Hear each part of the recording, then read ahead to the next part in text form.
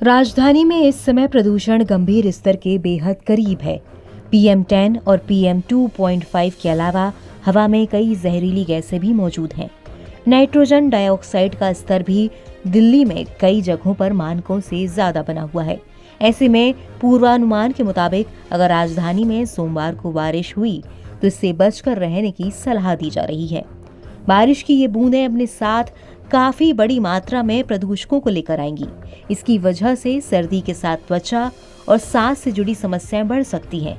इसलिए सोमवार को बाहर निकलें तो ऐसा इंतजाम करके जाएं कि बारिश में ना भीगना पड़े।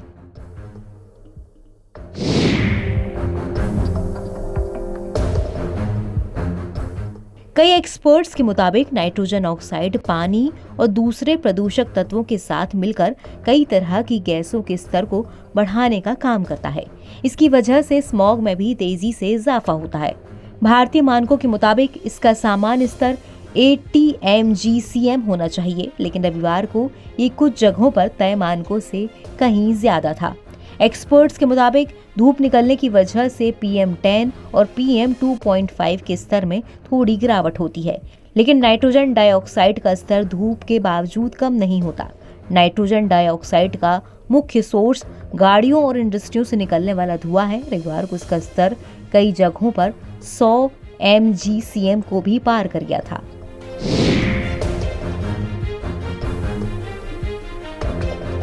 एनवायरमेंटल एक्सपर्ट्स के मुताबिक 10 नवंबर को बारिश हुई थी। इसके बाद 3 दिन प्रदूषण स्तर गंभीर रहा।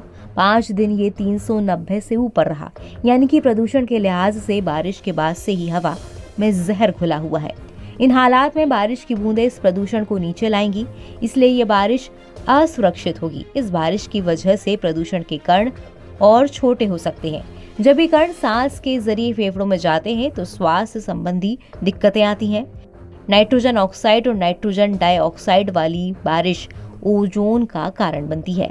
इससे निमोनिया और ब्रोंकाइटिस जैसी समस्याएं हो सकती हैं।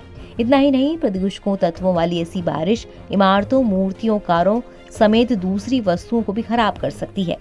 इस बारिश की वजह से पेंट छिल सकता है और पत्थर की मूर्तियां पुरानी और भद्दी दिखने लगती हैं। ये बिल्डिंग में इस्तेमाल लोहे में जंग का कारण बन सकती हैं।